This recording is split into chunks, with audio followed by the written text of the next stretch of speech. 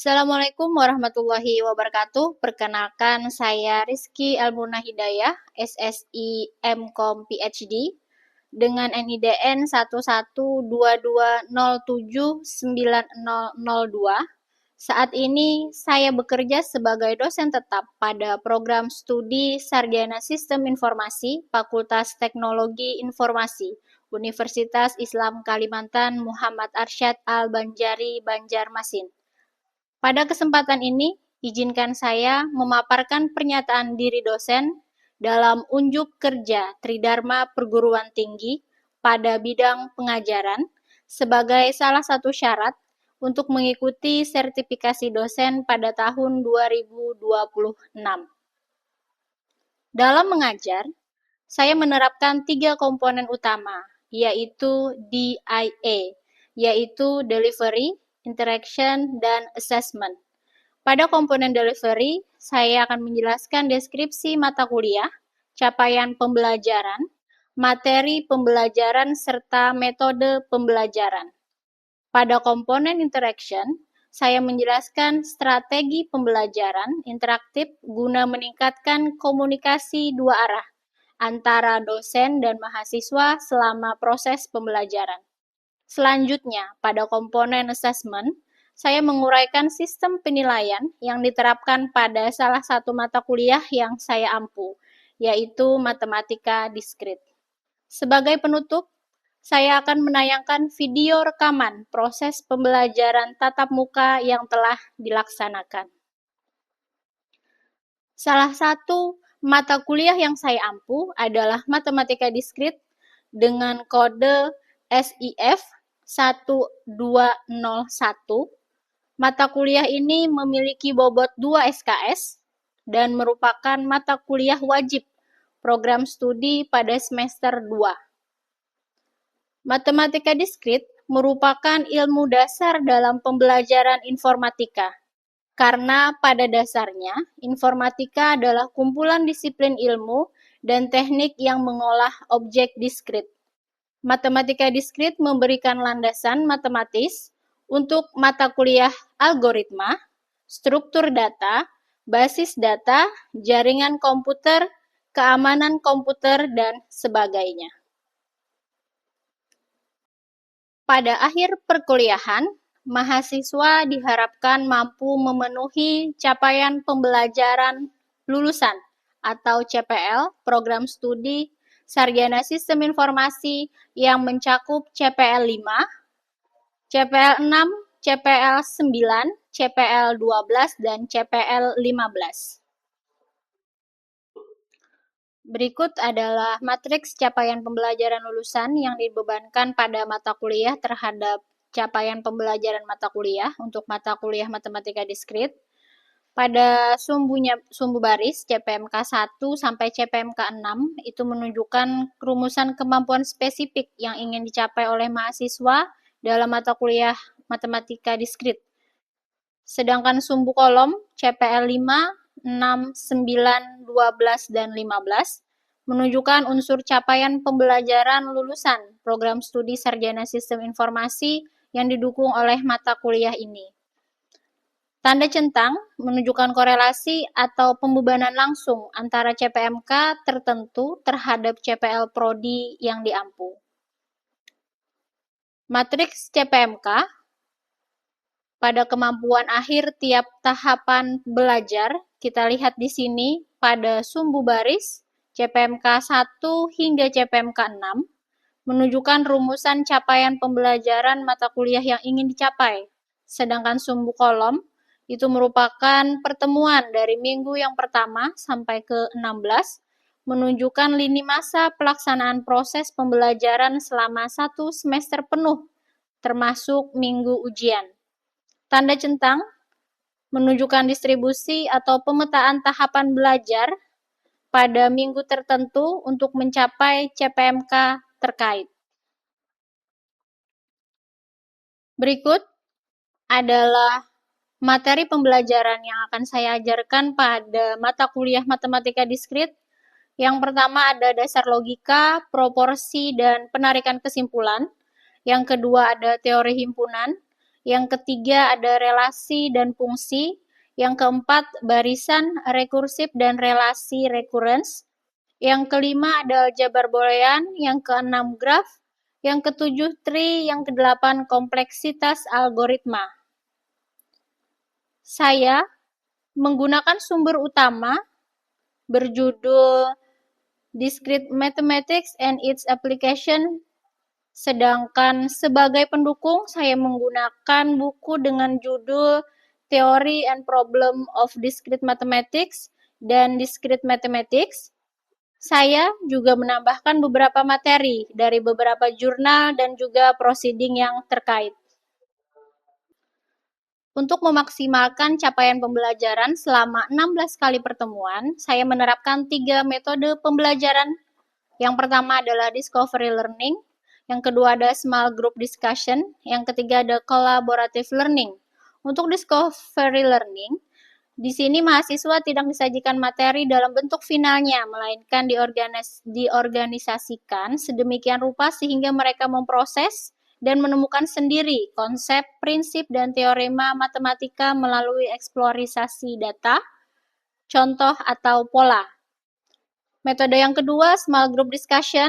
Di sini mahasiswa akan dibagi ke dalam kelompok kecil untuk memecahkan masalah, mendiskusikan suatu kasus atau soal pembuktian matematis, lalu saling mengoreksi dan mengkonfirmasi pemahaman mereka secara aktif. Yang ketiga adalah collaborative learning. Di sini metode pembelajarannya secara kelompok yang menekankan pada kerjasama kolektif untuk mencapai tujuan bersama yang kompleks. Setiap anggota berkontribusi secara aktif dalam memecahkan masalah tingkat tinggi, mensimulasikan struktur data, dan merumuskan solusi analitis. Saya juga menggunakan software Segmet dan Wolfram Mathematics untuk mendukung pembelajaran. Model penyampaian materi dibagi ke dalam 2 kategori, yaitu sinkron dengan melakukan penyampaian konsep inti, interaksi langsung, serta pelaksanaan metode pembelajaran. Model yang kedua yaitu asinkron dengan pemberian literatur atau buku teks utama, mengerjakan kuis formatif, mengunggah laporan tugas kelompok, serta melakukan latihan soal secara mandiri di luar jam kuliah. Forum diskusi di luar perkuliahan juga saya fasilitasi, yaitu melalui grup Telegram untuk menjembatani koordinasi kelompok. Sistem penilaian mahasiswa dilaksanakan secara objektif dengan menggunakan distribusi penilaian pada presentasi evaluasi case study. Di sini perhitungan nilai akhir penilaian mahasiswa tidak hanya berfokus pada akumulasi angka mentah, tetapi terhubung langsung dengan pencapaian pembelajaran yang dibebankan pada mata kuliah tersebut. Berdasarkan tabel rekapitulasi evaluasi dengan metode case study ini, aktivitas partisipatif sebanyak 56,5%, ini menilai aspek proses, keaktifan diskusi, kemampuan analisis kasus, kolaborasi, dan komunikasi. Sedangkan tes 43,5%, menilai aspek kognitif akhir, pemahaman konseptual, atau penyelesaian soal atau kasus secara mandiri, misalnya UTS, UAS, atau kuis. Sebagai contoh, di sini, apabila mahasiswa mendapatkan nilai rata-rata 80 pada aktivitas partisipatif dan nilai 70 pada tes, maka dilakukan perhitungan dengan nilai persentase tadi, didapatkan nilai 75,65. Sesuai dengan standar yang ada di Sistem Informasi Akademik Uniska Banjarmasin, pemberian nilai akhir didasarkan pada rentang A nilai 80-100, B plus 75-79, B 70-74, sampai pada nilai E kurang dari 50. Dalam kurikulum berbasis OB, konferensi nilai huruf ini merefleksikan ketercapaian CPMK. Dia tuntas atau chip, huruf C ke atas atau lebih dari sama dengan 60, Mahasiswa dianggap telah menguasai indikator minimum CPMK yang dibebankan pada mata kuliah case study tersebut. Sedangkan belum tuntas setara huruf D atau E, mahasiswa belum memenuhi standar minimum kemampuan yang ditetapkan, sehingga indikator CPMK tersebut tercatat belum tercapai secara penuh. Selanjutnya, saya akan menayangkan video rekaman pembelajaran pada semester genap tahun ajaran 2025-2026 pada mata kuliah Matematika Diskrit. Selamat menyaksikan.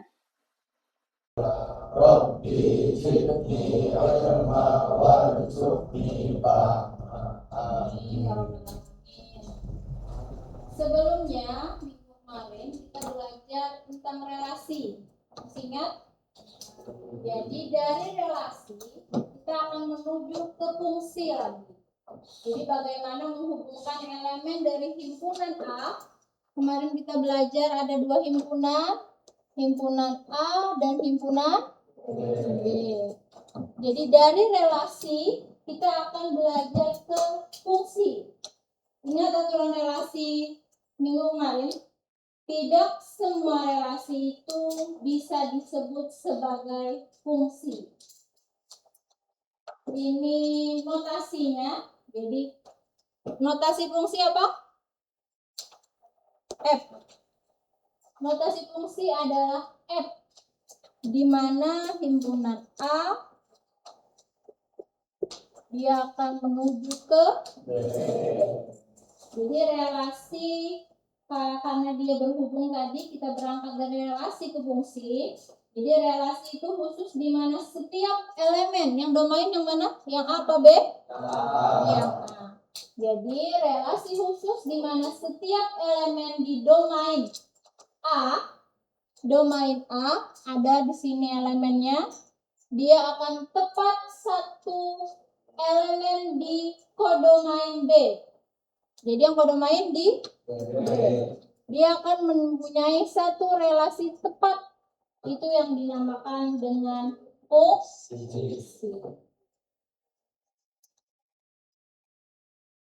Bagaimana penggabungan dua fungsi menjadi satu alur sistem? Yang ini tadi fungsi. Nanti ada dua fungsi yang akan kita gabungkan menjadi satu alur sistem. Itu yang akan kita bahas hari ini. Fokus utamanya bagaimana menerapkan konsep matematis dari fungsi ini nanti ke dalam solusi nyata di bidang sistem informasi. Ini sesuai dengan RPS kita, rencana pembelajaran semester kita, dia berada pada CPMK 2, capaian 2-nya, yaitu mahasiswa dapat menjelaskan konsep relasi atau fungsi dalam penerapan himpunan. Jadi nanti terakhir, kalian diharapkan bisa menjelaskan konsep relasi dan fungsinya. Sebagai calon arsitek sistem informasi, kalian tidak hanya belajar rumus, tapi belajar bagaimana alur logika aplikasi akan dibangun melalui mata kuliah ini. CPL-nya yang akan kita dapatkan pada pembelajaran hari ini sesuai dengan RPS, CPL 5, mengaplikasikan teknik dan alat terkini pada bidang teknologi informasi, dan CPL 12, yaitu kemampuan dalam memahami konsep, metode, teknik, dan visualisasi data. Nanti kita akan visualisasikan fungsi-fungsinya yang menjadi pengetahuan inti di bidang teknologi informasi. Fokus sesuai dengan RPS pada aktivitas partisipatif yang berkontribusi sebesar 56,5% terhadap total nilai akhir. Jadi diharapkan kalian aktif pada pembelajaran hari ini. Kita masuk. Pernahkah kalian bertanya, bagaimana aplikasi AI di smartphone kalian, di HP kalian, bisa mendeteksi penyakit pada daun tanaman hanya dari sebuah foto? Jadi kita hanya memoto saja satu tanaman yang terkena penyakit, maka kita bisa mendeteksinya. Di balik itu, ada konsep matematika fundamental yang akan kita pelajari hari ini, yaitu komposisi fungsi. Jadi pada saat aplikasi yang kalian gunakan sehari-hari sekarang, di dalamnya itu sebenarnya ada komposisi fungsi yang dijalankan untuk membuat aplikasi tersebut. Dari awal tadi, ini fungsi akan digabungkan operasinya dua fungsi secara berurutan, menghasilkan fungsi yang baru. Jadi ada fungsi, kita misalkan di sini ada fungsi F dan fungsi G. Dua fungsi ini akan kita gabungkan menjadi satu yang disebut dengan komposisi fungsi. Cara penulisannya, notasinya adalah fungsi F, ini komposisi notasi komposisi seperti huruf 0 atau angka 0, huruf O. F komposisi G, ini adalah variabel X-nya. Jadi pada saat kalian melakukan komposisi fungsi, maka kita akan menyatukan dua buah fungsi yang ada. Jadi kita punya dua buah fungsi, ada fungsi F dan fungsi G. Apabila kita menjadikan dia komposisi, maka kita menggunakan notasi F OGX menjadi F GX. Yang mana yang harus kita kerjakan adalah yang di dalam kurung lebih dulu. Karena F komposisi G, maka kita akan mengerjakan GX. Kalau yang diminta adalah G komposisi F, maka yang kita jalankan lebih dulu F. Setelah kita jalankan F, baru kita jalankan fungsi G. Itu adalah prosedur dari penggunaan komposisi fungsi. Analoginya, kita misalkan F adalah memasak sayur, misalkan ya, fungsi F adalah memasak sayur, fungsi G-nya adalah mencuci sayur. Dari dua pekerjaan ini, yang mana yang lebih dulu kita lakukan? Mencuci apa memasak? Mencuci dulu. Berarti yang harus kita kerjakan adalah apa yang duluan di sini? G. Baru kita masak. Kalau kita buat menjadi seperti ini, apakah sistem ini benar? Salah. Karena tidak mungkin kita memasak dulu baru mencuci. Jadi itu analogi dari komposisi fungsi.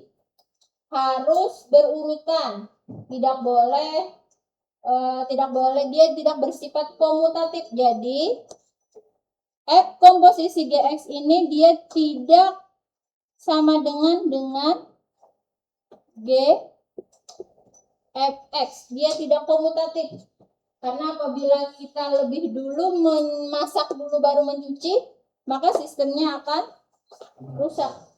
Dia akan bingung kenapa jadi lebih dulu mencuci, lebih dulu memasak. Harusnya kita duluan mencuci baru memasak.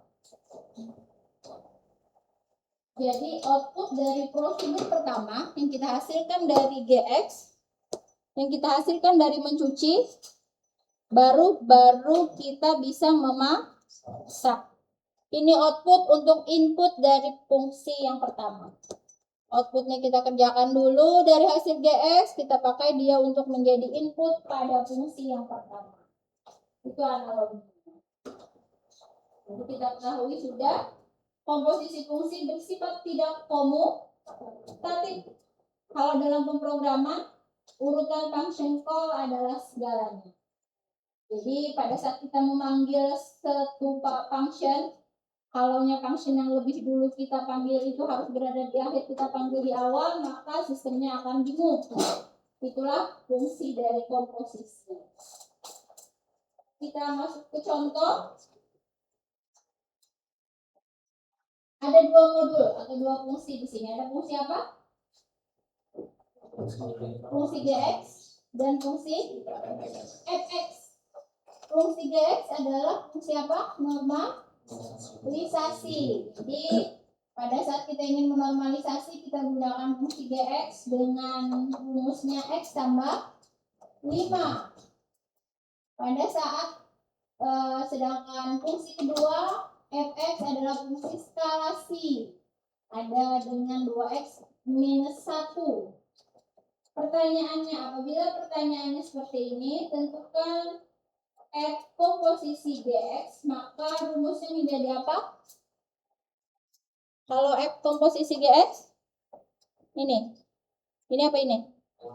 Yang atas. Kita lebih dulu mengerjakan Gx. Kalau mengerjakan Gx terlebih dahulu, berarti yang kita masukkan rumus yang mana?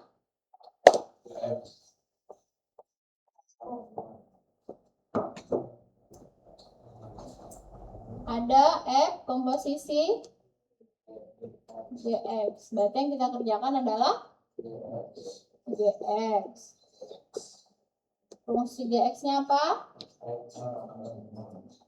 X tambah 5. Fungsi F lagi. 2x kurang 1. Yang mana yang kita pakai? Ini 2x tambah 5 kurang 1. Ini kita kalikan ke dalam 2x 2 dikali 5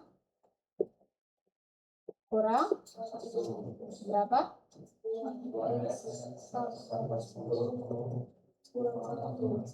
Berapa hasilnya? Tambah. Jadi dari dua fungsi F dan fungsi G, pada saat kita ingin membuat modul, ada fungsi normalisasi dan fungsi skalasi, kita gabungkan dua fungsi itu, maka dia menjadi 2x ditambah 9. Jadi tanpa harus mengerjakan di atasnya tadi, kita akan menggunakan fungsi komposisi yang baru, yaitu 2x ditambah 9. Bisa dipahami dulu untuk komposisi fungsi. Jadi pada saat F komposisi Gx, kita akan mengerjakan terlebih dahulu Gx. Pada saat G komposisi F, kita akan mengerjakan apa dulu? Fungsi F dulu, baru fungsi G.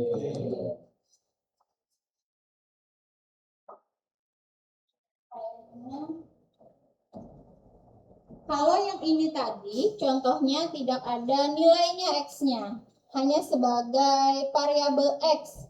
Misalkan kita masukkan nilai X pada contoh ini, pada saat nilainya 2, F komposisi G, X-nya kita pindah jadi 2, maka yang ada X-nya kita pindah menjadi 2. Berarti hasilnya berapa ini? 2 dikali 2 ditambah 9. Berapa hasilnya? 13. Ini contoh yang lain di papan tulis.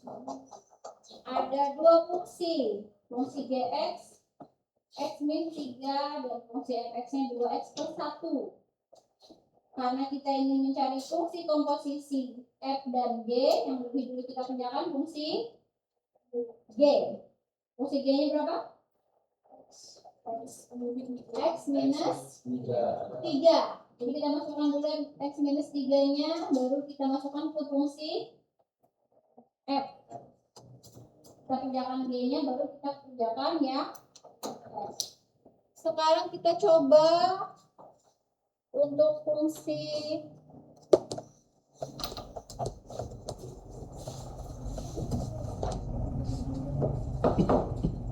GOF.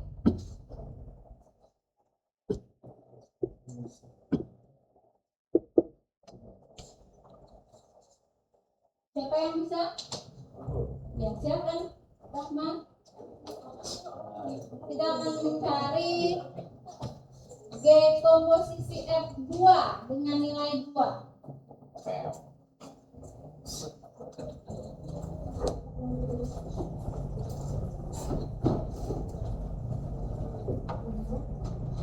F-nya berapa? Tambah 1.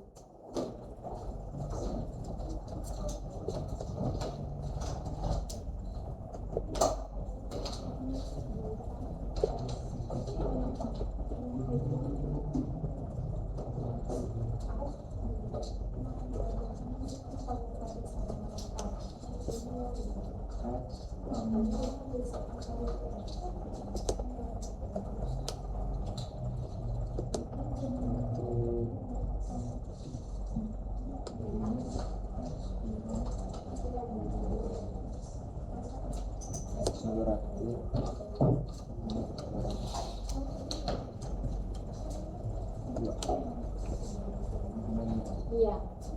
Jadi kita kerjakan apa dulu, Rahman? Yang X-nya, Bu. Yang F. Fungsi F-nya adalah 2X tambah 1. Kita dapatkan 5. Yang G, fungsi G apa? X kurang 3. X dikurang 3. X-nya 5 sudah diganti 5. Kita masukkan 5 dikurang 3. Sama dengan 2. Terima kasih.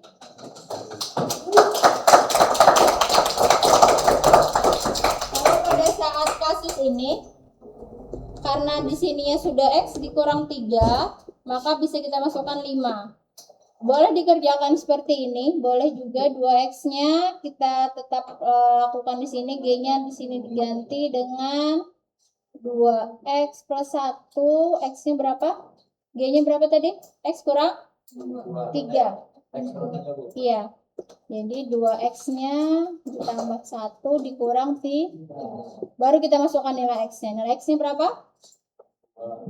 2 tambah 1 dikurang 3. Hasilnya 2. Ya. 4 tambah 1, 5 kurang 3, 2. Sama ya hasilnya ya. Itu untuk contoh pada pencarian nilai komposisinya. Pada saat komposisi data tadi kita tekankan bahwa fungsi komposisi fungsi f o g tidak sama dengan fungsi komposisi fungsi g o f, g komposisi f. Karena bisa kalian lihat di sini, kita ambil data pada saat data gambar tadi, gambar daun yang sakit, dia sebagai input datanya. Kemudian akan kita lakukan dia tahap fungsi yang pertama. Fungsi yang pertama adalah fungsi Gx, yaitu tahap persiapan. Kemudian dia akan berjalan lagi ke tahap Fx. Fungsi Fx adalah tahap klasifikasi. Kalau kalian lihat di sini urutannya, apabila kita balik, yang duluan lebih dulu adalah tahap klasifikasi, baru tahap pre-processing. Pada saat kalian mencari aplikasi, membuat aplikasi, maka outputnya apakah akan keluar kira-kira? Tidak, karena kita akan membuat sistem yang ada, yang seharusnya kita harus melakukan pre-processing dulu, baru kita lakukan tahap klasifikasi. Jadi data yang kalian ambil dari gambar ini tidak bisa langsung dianalisis. Dia harus melakukan serangkaian dulu dari komposisi fungsi. Jadi itu penerapan komposisi fungsi yang ini. Penerapannya dalam pembuatan aplikasi nanti. Ini logikanya. Coba kita sedikit berlogika dulu sebentar. Seperti contoh people line tadi. Ini. Kalau contoh people line ini tadi, kita akan melakukan tahap pre-processing dulu, baru tahap klasifikasi. Coba kalian bayangkan, jika ada sebuah sistem deteksi penyakit yang akan kita modelkan, di mana Gx-nya itu fungsi ekstraksi tekstur daun, dan Fx adalah fungsi untuk klasifikasi penyakit. Jadi ada dua fungsi di sini. Fungsi apa? Fungsi apa? Gx dan fungsi Gx adalah